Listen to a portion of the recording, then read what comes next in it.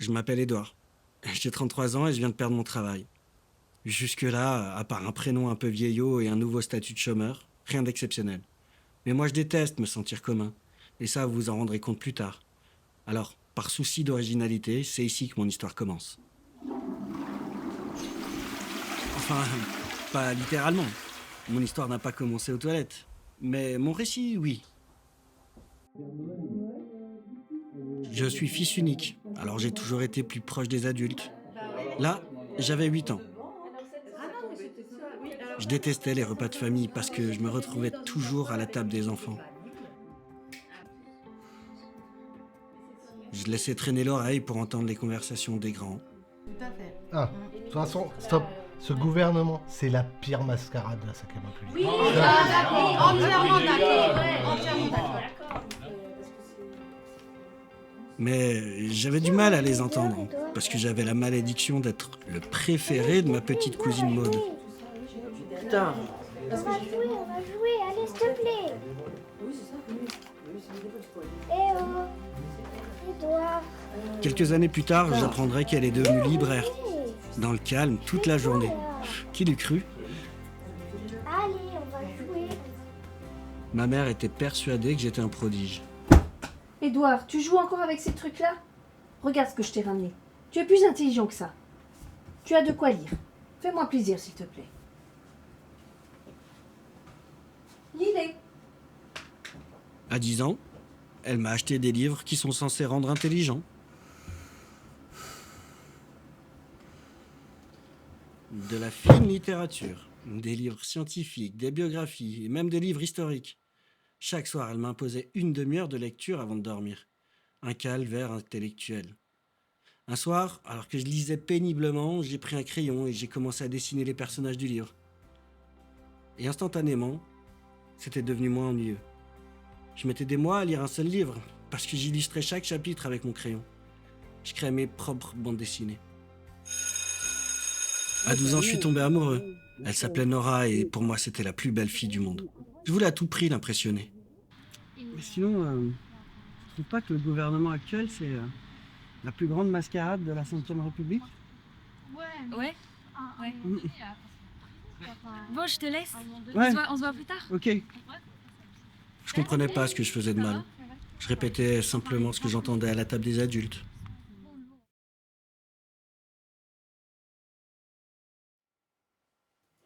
Mon grand-père est mort quand j'avais 13 ans.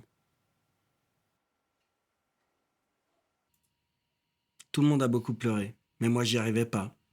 Pourtant, j'étais triste, mais les larmes ne venaient pas. J'ai consolé ma mère sans réussir à lui montrer que j'avais mal aussi. Je m'en suis longtemps voulu.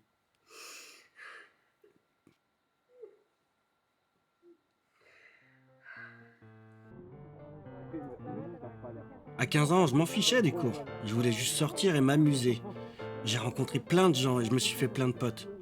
Mais j'ai aussi trouvé un frère. Enfin, à l'époque, je savais pas qui deviendrait comme mon frère. Son nom, c'est Louis. Je le trouvais un peu bizarre et comme j'étais sûrement un peu bizarre aussi, ça s'est tout de suite bien passé entre nous. On faisait tout ensemble. Mais ce qu'on aimait par-dessus tout, c'était se poser sur notre banc et discuter.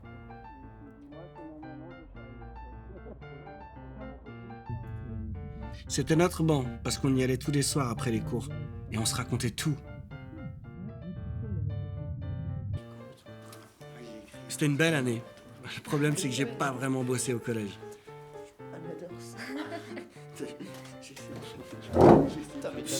Au boulot.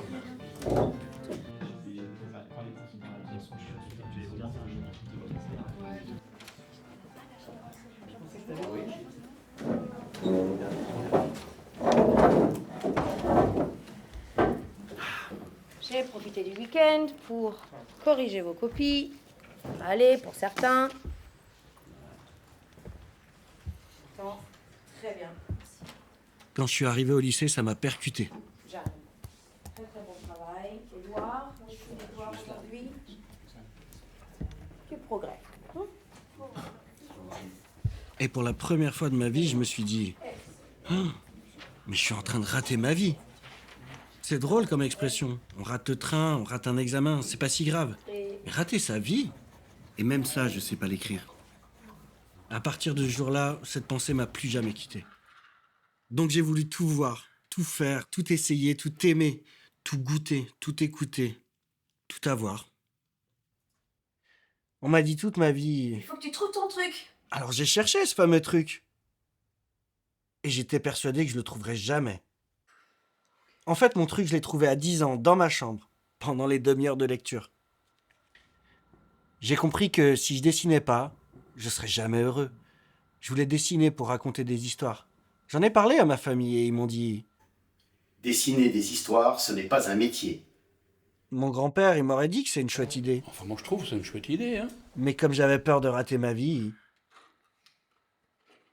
Alors j'ai décidé d'écouter les adultes. Ils doivent savoir, eux, comment on réussit une vie. J'ai eu mon bac avec mention bien. Parce que tout ce que je fais, c'est bien. Mais jamais très bien, ni nul. Des fois, j'aurais aimé être excellent ou nul. Je me serais peut-être senti plus entier, plus légitime, plus à ma place. Super. C'est cool. Merci. Toujours est-il qu'avec le bac en poche, je suis parti en école d'architecture pour avoir un vrai métier tout en dessinant.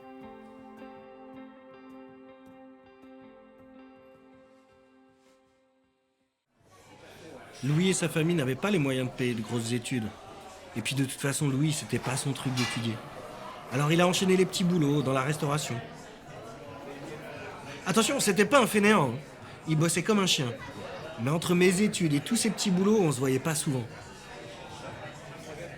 Une fois mon diplôme en poche, j'avais 24 ans et je voulais aller à Boston, Lisbonne, Rio, Tokyo, Bali, Miami. Je voulais tomber amoureux. Acheter une voiture neuve pour remplacer la vieille que papa m'a donnée et rouler très vite sur l'autoroute. Je voulais sortir en boîte et courir nu dans la rue. Je voulais embrasser une inconnue, chanter très fort à m'en casser la voix et boire des shots jusqu'à en tomber par terre. Je voulais tout faire, mais j'avais l'impression que je pouvais rien faire. Du coup, j'ai cherché un travail, parce que c'est ce que tout le monde faisait. J'ai passé 27 entretiens en tout. 27, on vous rappellera. 5 appels de retour, et un seul positif. C'était un bureau d'architecte au centre-ville. Je pensais que ça me permettrait de dessiner ce que j'aimais et que ça rendrait tout le monde fier. À partir de ce jour, je suis allé au bureau bien habillé du lundi au vendredi. Et je dessinais des lignes, des formes géométriques. Et je décrivais des angles. C'était pas mon style de dessin, mais je me disais que c'était mieux que rien. Mes parents étaient fiers. Et ça m'a rendu fier. Alors j'en parlais à mes amis. Peut-être un petit peu trop maintenant que j'y pense. C'est génial pour nous parce que vraiment, on n'a juste pas le temps. Tu vois, vraiment, je suis content de te voir aujourd'hui. Avec le recul, j'aurais dû être plus à l'écoute avec Louis. Au final, je me rends compte que j'avais pas vraiment changé. Les années sont passées plus vite que je l'imaginais. On dit que le temps passe vite quand on s'amuse. Mais je m'amusais pas vraiment. Je voyais plus trop Louis. Il bossait tous les soirs et en journée, c'est moi qui travaillais. C'est vrai qu'on aurait pu se voir le week-end. Mais je lui ai jamais proposé en fait. À 30 ans, j'ai eu une demande d'amis sur les réseaux. C'était Nora. J'en croyais pas à mes yeux. À partir de là, on s'est beaucoup écrit. Ça fait combien de temps? Depuis le collège, je crois. Oui, je suis prof d'anglais maintenant. C'est vrai que je traînais toujours avec Louis. C'est sympa comme métier architecte. Ça te dirait d'aller dîner un soir? Évidemment, j'ai dit oui. On s'est retrouvés le lendemain à 19h. Elle avait pas changé. Même nez, même voix, même cheveux, mêmes yeux. On a discuté et on a ri pendant 1h27. Puisqu'à 20h27, elle a dit... Je rêve de partir à Rio. Mais en fait, mon mari refuse d'y aller. Et c'est... Je sais pas comment te dire. Évidemment qu'elle était mariée. Tu vas dire en fait que sa destination est... Enfin, bon. Ouais. Et pour pouvoir voyager, partir en convention avec... Votre assiette ne va pas tarder à arriver, madame. Ça marche, merci. Et donc du coup, ouais, le judo, il n'arrête pas, c'est trop fort. Et du coup, nous ne comprenons rien. Moi, je me suis dit, c'est très compliqué. L'année dernière, un poste à responsabilité s'est libéré dans le cabinet. On était plusieurs à postuler. Fallait passer un entretien avec le boss, répondre à un formulaire, écrire une lettre de motivation. Je me revoyais à 24 ans quand je cherchais un travail. Oui. Au final, ils ont sélectionné mon profil et celui de mon collègue Marc. Je me suis dit qu'avec toutes les étapes déjà passées, le poste était pour moi.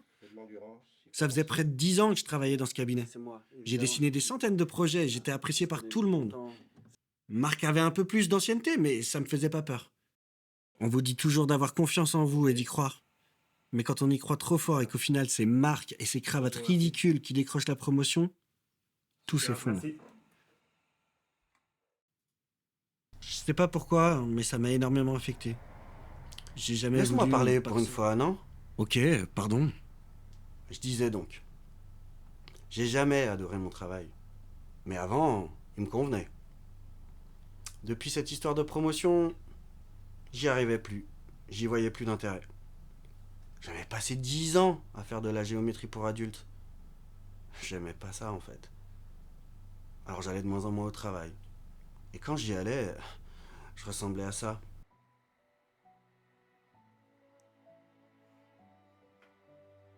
J'avais l'impression de tomber. J'avais mal. Je me suis rendu compte que j'ai souvent eu mal, mais que j'ai toujours tout gardé enfoui. Du coup, je me suis rappelé quand personne ne m'écoutait à la table des adultes.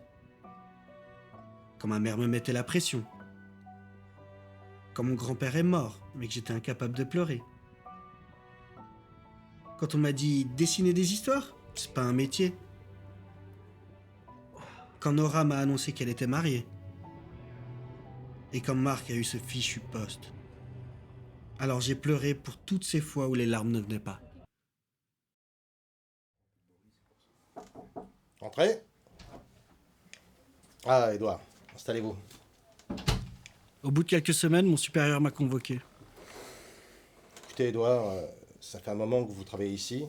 Et je vous aime bien, mais à l'évidence, ça va pas fort et nous avons besoin de collaborateurs performants. Je pense que vous avez besoin de prendre du temps pour vous et de faire une pause sur le plan professionnel. Attendez, vous me virez là? Je dirais pas virer, non. Je vous encourage à vous reposer, quoi. Il m'a viré. Je supportais plus d'être chez moi. Je tournais en rond, alors je sortais et je marchais dans la rue pendant des heures. Ça m'aidait à réfléchir.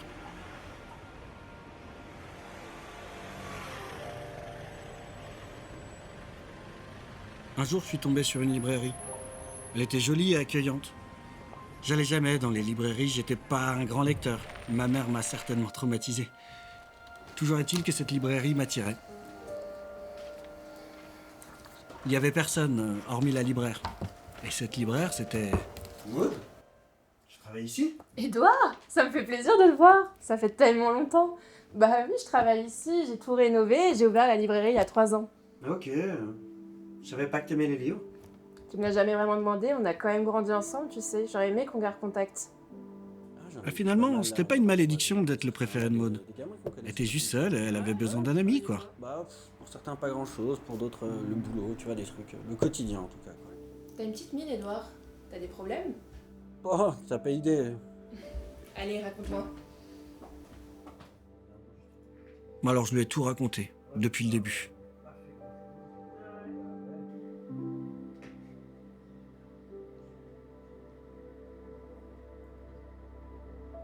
Donc voilà, j'étais à peu Une près- fois que j'avais tout déballé, il y a eu un silence, puis elle a dit... En fait, tu fais tout simplement un burn-out. Un quoi? Non, non, c'est juste une mauvaise passe. Voilà. Attends. Attends. Alors... Oui, c'est ça. Tiens, en cas de mauvaise passe. J'ai trouvé ça débile, mais j'étais content d'avoir revu Maud. Alors je l'ai pris. Ah, Maud, Oui. merci. Et désolé Désolée de quoi? de pas avoir été là. Je t'appellerai, je te promets.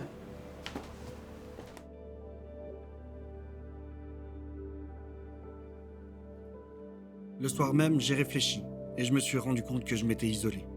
J'avais tellement bossé au cabinet que je voyais plus mes amis. Et quand je les voyais, je parlais que de moi. Je m'en suis voulu. J'ai pensé à ma famille que j'évitais comme la peste. En fait, je les évitais parce qu'ils me rappelaient le garçon que j'étais et le potentiel que j'ai gâché. Je les appelais quoi? 2 ou 3 fois par an et j'avais toujours une excuse pour pas aller au repas de famille. Puis Louis. Ça devait faire 5 ans que je l'avais pas vu. Il me manquait. J'avais aucune idée de ce qu'il devenait. Et je me sentais idiot. Alors je l'ai appelé.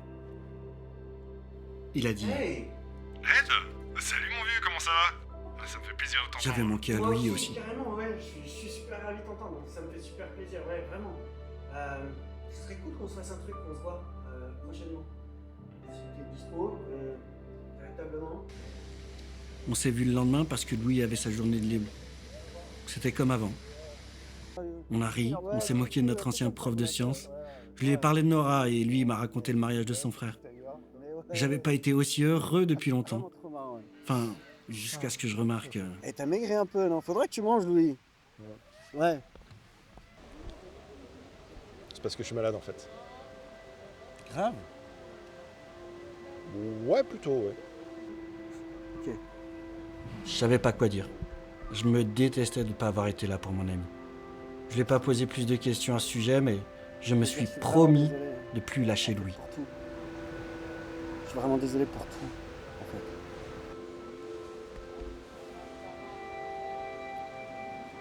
Puis ça va, dramatise pas. Ça pourrait être pire.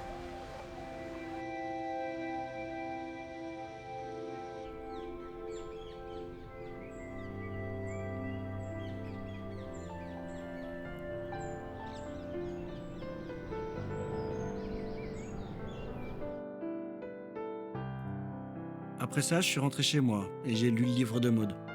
Lui pas, hein, mais il m'a certainement aidé, même si je refuse de l'admettre. Comme promis, je l'ai rappelé. On se voyait souvent dans le café à côté de la librairie. Le même rituel, tous les dimanches matins, avant de passer à la boulangerie.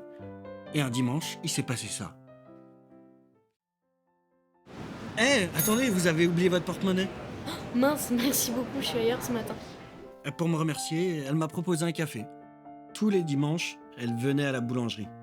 Elle prenait 2 baguettes pas trop cuites et un chausson aux pommes. On a dû se croiser des centaines de fois. On s'est regardés sans jamais se voir. Elle s'appelle Olivia, et je crois que je l'ai cherchée toute ma vie, alors qu'elle était juste là, sous mon nez. Je voyais Louis le plus souvent possible. On allait au bar, au parc, devant notre ancien collège et sur notre banc. Et quand il a été hospitalisé, je passais le voir 2 fois par semaine. La situation était critique, mais on n'avait jamais autant ri. Lui comme moi, on sentait qu'il fallait profiter de ces moments. On savait qu'ils seraient plus très nombreux. Je suis retourné là où j'ai grandi pendant quelques jours. J'avais besoin de revoir les miens.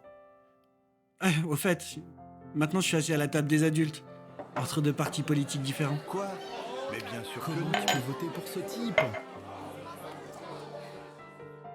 Comme c'était l'anniversaire de la mort de mon grand-père, j'ai accompagné ma maman au cimetière avant de rentrer chez moi. J'étais jamais allé avant. Tu pleures? Non. Je me sentais mieux. Pas bien ni mal, mais mieux. Plus léger. Peut-être parce que j'étais plus coincé au cabinet. Peut-être grâce à Olivia. Peut-être grâce à ma famille ou à Louis. Peut-être... Attendez, c'est quoi ça? J'avais oublié ce truc. Je crois qu'il m'a suivi assez longtemps maintenant. Je m'appelle Édouard. J'ai 33 ans et je viens de perdre mon travail. Je m'appelle Édouard, mais je pourrais m'appeler quiconque. Quiconque parce qu'au final, on a tous peur de la vie et de ce qu'on est censé en faire. J'ai passé 33 ans à essayer de savoir quel était mon but. Mais je crois qu'en fait, je le saurais pas tout de suite. Je viens de perdre mon travail et je pensais que ça voulait dire que j'étais plus personne. À vrai dire, je me suis jamais senti autant quelqu'un que depuis que je pensais n'être personne. Je croyais que je devais tout voir, tout faire, tout essayer, tout aimer, tout goûter, tout écouter, tout avoir. Une vie, ça sera seulement si on la laisse passer, sans la vivre. Maintenant, j'ai compris que je dois faire ce que j'aime. Parce que je refuse d'être spectateur de ma vie. Parce que je pourrai jamais tout voir, tout faire, tout essayer, tout aimer, tout goûter, tout écouter, tout avoir. Mais je peux essayer de vivre. En tout cas, il est jamais trop tard pour faire de son mieux. Jamais trop tard pour dire pardon. Jamais trop tard pour aimer. Jamais trop tard pour vivre. Je m'appelle Édouard et je refuse d'être quelconque.